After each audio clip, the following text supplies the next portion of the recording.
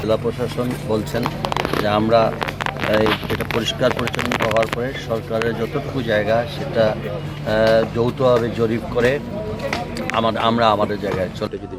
আজকে দেখতেছেন তো আপনারা যে এই জায়গাটুকু দীর্ঘ অনেক বছর ধরে খালি সরকারি জায়গা মানে দখল বেদখল। আর এটার সবচেয়ে বড় জিনিস হলো মশার যে একটা, এই শহরে মশার একটা ডিপো হয়ে গেছে। খালি মশা না, এখানে নানাবিধ বর্জ্য ফেলাইতে পরিবেশটা নষ্ট হয়ে যাচ্ছে। সো এখানে সুন্দর একটা ওয়াকওয়ে আছে, এই ওয়াকওয়ের সঙ্গে আরও দৃষ্টিনন্দন ওয়াকওয়ে করলে এখানকার পরিবেশটা।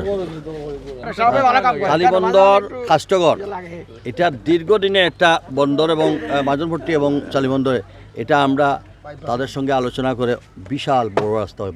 মানুষ অনেক লয়াররা অনেক হিন্দু সম্প্রদায়ের এলাকা, কিন্তু তারা যেভাবে সহযোগিতা করতেছেন আনবিলিভেবল।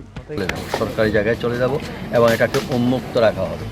এটা যাতে জনগণের জন্য একটা উন্মুক্ত জায়গা হবে, যেটা আমাদের মা বোনরা সবাই যেন বিকেলে এখানে একটা পরিবেশযোগ্য থাকে। এখানে সিকিউরিটি থেকে আরম্ভ করে আমরা সব মেজারমেন্ট আমরা নেব হতো, এবং পুলিশ প্রশাসনও আমাকে সর্বাত্মক সহযোগিতা আশ্বাস দিয়েছেন। আর আমার সিটি কর্পোরেশনের আমরা যারা আছি, আমার সমস্ত কমিশনার, আমার সমস্ত কর্মকর্তা কর্মচারীরা আমরা ডেডিকেটেড এই কাজগুলো করার জন্য। এবং আজকে আপনারা এটা কেন, আপনারা যান একটু চালিবন্দর কাষ্টগড়ে যান, দেখেন এখানে অনেক বিজ্ঞ আইনজীবীদের বসবাস, অনেক প্রাচীনতম এলাকা, হিন্দু সম্প্রদায়ের একটা জায়গা, কিন্তু তারা কিভাবে আমাদেরকে সহযোগিতা করেছেন। তারা তাদের নিজস্ব জায়গাটুকু ছেড়ে দিচ্ছেন, গড় ভেঙে দিয়ে দিচ্ছেন। তো সেটাও দেখেন, এটা আমাদের সিলেটের মানুষের মধ্যে একটা মানে উৎসাহ জন্ম নিচ্ছে যে না, ভালো কাজে আমাদের জনগণ সহযোগিতা করে। 2-4টা তো একটু ব্যতিক্রম থাকবেই সব জায়গায়, কিন্তু তাদেরকেও বুঝিয়ে আমাদের সঙ্গে আনতে হবে। একসঙ্গে সবাই মতামত আপনি একভাবে পাবেন, সেটা ভালো করে। আমার মনে হয় এই পরিবেশ যখন দেখবে তারাও তাদের মধ্যে একটা ফিলিংস হবে, না এই কাজটুকু আমাদের সঙ্গে। আমি আপনি দেখতে পাচ্ছেন সবাই কিন্তু সহযোগিতা করছে, এলাকাবাসী তথা সব। কচুরিপানা সহ বিভিন্ন জঙ্গলে এটা ভরাট হয়ে আছে, কোনো কাজে আসতেছে না। এবং নগরীর প্রাণকেন্দ্রে এরকম একটা জায়গা, যার কারণে সিটি কর্পোরেশন আইনে আছে কোনো ধরনের জলাশয় থাকলে সেটা রক্ষা করতে হবে সিটি কর্পোরেশন। এখন আরেকটা আইনগত প্রবলেম, এটা জেলা প্রশাসক মহোদয়ের নিয়ন্ত্রণাধীন এবং তাদের মালিকানা আর কি। তো দীর্ঘদিন থেকে আমাদের মাননীয় মেয়র মহোদয় চেষ্টা করে আসছেন যে এটা সিটি কর্পোরেশন এখানে যদি হস্তান্তর করা হয়, তাহলে সিটি কর্পোরেশন থেকে নদীর তীর যেরকম সংরক্ষণ করা হয়েছে দোহা দিঘির মতো করে, এখানে চতুর্দিকে আমরা যেখানে দাঁড়িয়ে আছি এরকম ওয়াকওয়ে নির্মাণ করা হবে। তারপরে আমরা লাইটিং লাগানো হবে এবং বেঞ্চ দেওয়া হবে, যাতে লোকজনে এখানে একটু বিনোদনের ব্যবস্থা, হাঁটার ব্যবস্থা হয় আর কি, এবং এটা সংরক্ষণ করা হয়। তো প্রাথমিকভাবে আমরা যে কচুরিপানা সহ আছে এখানে খনন করি, জলাশয় অর্থাৎ ওয়াটার বডি সৃষ্টি করব। তারপরে চতুর্দিক দিয়ে সীমানাটা চিহ্নিত করে সেখানে ওয়াকওয়ে তৈরি করে জনগণের চলাচলের ব্যবস্থা করে দিব। এইটা হলো আমাদের পরিকল্পনা। দীর্ঘদিন ধরে তো এই আসলে আমাদের যে নগরের তো একটু বুঝতেছেন কম এলাকার মধ্যে অনেক লোক বসবাস করে, যার কারণে এই যে আমাদের জলাবদ্ধতা বলেন, রাস্তাগুলোর স্থায়িত্ব নষ্ট, সব কিছুর মূলে হয়েছে আমাদের এই বর্জ্যগুলো যথাযথভাবে ব্যবস্থা না করা আর কি। এখন আমরা বিভিন্ন সময় আসলে উদ্যোগ নিয়েছি, প্রচারণা করেছি, অ্যাওয়ারনেস বিল্ড আপ করার ব্যবস্থা করতেছি, কিন্তু আমরা এটা আসলে কোনোভাবে পারতেছি না। আজকেও আমাদের একটা পরিকল্পনা আছে, আমরা 12টার সময় 4টা থেকে বন্দর পর্যন্ত দোকান, দুই পাশে যে দোকানের মালিকগণ আছেন তাদেরকে আমরা বলবো যে আপনারা নির্দিষ্ট স্থানে আপনাদের বর্জ্যগুলো রাখবেন, আমাদের ট্রাক এসে সেটা নিয়ে যাবে এবং আপনাদের সামনে পরিষ্কার করার দায়িত্ব আসলে ওনাদের। তাইলে এটা যদি মানে সাস্টেইন হয়, দীর্ঘস্থায়ী হয়, তাইলে এটা টিকসই হবে। আর আমরা ধরেন আসার পরে পরিষ্কার হয়ে গেল, আবার আগের অবস্থায় ফিরে গেল, সেটা মানে হয় না। এই জন্য আমাদের পরিকল্পনা যে এটা আমরা কয়েকদিনে অ্যাওয়ারনেসটা বিল্ড আপ করবো, ক্যাম্পেইন করে যদি না শুনে, তাহলে আমাদের ম্যাজিস্ট্রেট আছে, সিটি কর্পোরেশন আইনে আছে যে কেউ যদি নির্দিষ্ট স্থান ব্যতীত অন্য কোনো জায়গায় বর্জ্য ফেলে তাহলে তাকে 5,000 টাকা জরিমানা হবে। এবং এই কার্যক্রম যদি সে কন্টিনিউস করতে থাকে তাহলে পরবর্তী প্রতিদিনের জন্য আর 500 টাকা জরিমানা দিতে হবে।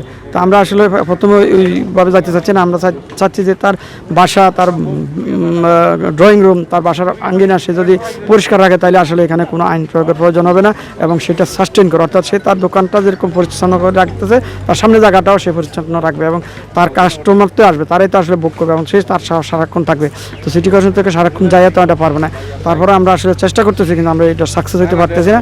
তবে আমরা আশা করি আমরা পরিকল্পনা আমাদের ছিল যে স্কুল থেকে আমরা এই পরিচ্ছন্ন কার্যক্রমটা মানে ক্যাম্পিংটা শুরু করবো, যাতে স্কুলের বাচ্চাদের মাথায় এটা মানে তারা ধারণ করে যে আসলে আমরা বাসায় যাই বলবো আমাদের বর্জ্যগুলো নির্দিষ্ট স্থানে রাখার জন্য। কিন্তু এই কার্যক্রমটা আমরা করোনা বন্ধ থাকার কারণে কার্যক্রম করতে পারতেছি না। সিলেট শহর তো এখনও পুরাতন শহর, তারপরে এই শহরে যে মানুষের যে একটা বিনোদন বা চলাফেরার একটা কোনো সুযোগ সুবিধা নেই। এখন এটা যদি সৌন্দর্য হবে, সাথে সাথে মানুষের এখানে বিকেলের হাঁটা, সকালের মর্নিং ওয়ার্ক এগুলো করার জন্য সুবিধা হবে।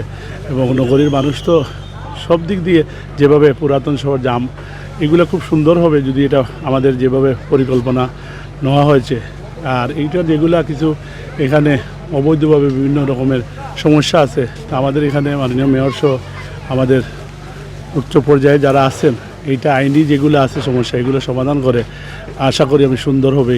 এই অন্তত এই জলাভূমিটা, জলাবদ্ধতা এটা যদি সুন্দর করে করা হয়, তাহলে পুরা সিলেট সিটির হার্ট, যেটা ওই যে এদিকে দিন্দাবাজারের পিছন, ওইদিকে কোর্টের পিছন, ওইদিকে জল্লারপাড়ের পিছন, এটা খুব সুন্দর একটা পরিবেশ হবে, মানুষের জন্য খুব সুন্দর একটা হবে এখানে। আমরা যেটা দেখেছি যে আমরা তো আগে গতানুগতিক করেছি বাস্তব যেটা, এখন ইদানিং আমরা তো বেশ আমরা ধরেন এই যে 2018 নির্বাচন পরে এটা নিয়ে খুব মোটামুটি কাজ করতেছি। এখন এইখানে তো আমরা ওই যে ভিতরে সুযোগ না থাকায় আসার, যেভাবে কীভাবে কী হয়, তারপরে আমরা এটা নিয়ে আরও কাজ করব। যেভাবে যে যদি এখানে আইন আছে সিটি কর্পোরেশনে, যদি এরকম যে ময়লা আবর্জনা বা এগুলো ওই যে এখানে প্রচুর টেইলার্সের যেগুলো আছে, এগুলো কাপড়টা ফেলে, তো এইগুলো যদি আমরা আইনি ব্যবস্থা নেই এবং মানুষকে খুব সচেতন দেই, তাহলে আশা করি মানুষও সচেতন হবে। আর যারা একটু আমাদের কথা বা আইন মানবে না, তাদের আইনের ব্যবস্থা নেওয়া হবে। আসলে এই জায়গার প্রতি একটা মানে টানটা এরকম হচ্ছিল যে আমরা জলাশয় নামটি শুনেছি, কিন্তু কখনো জল্লা নামটি শুনিনি। তো নদ, নদী অথবা পাহাড়, পর্বত, এই যে শব্দায়ন, মানে এই বিষয়টা একটু কৌতূহলবশত খোঁজ করতে গিয়ে বিশাল এই এলাকাটা খুঁজে পাই।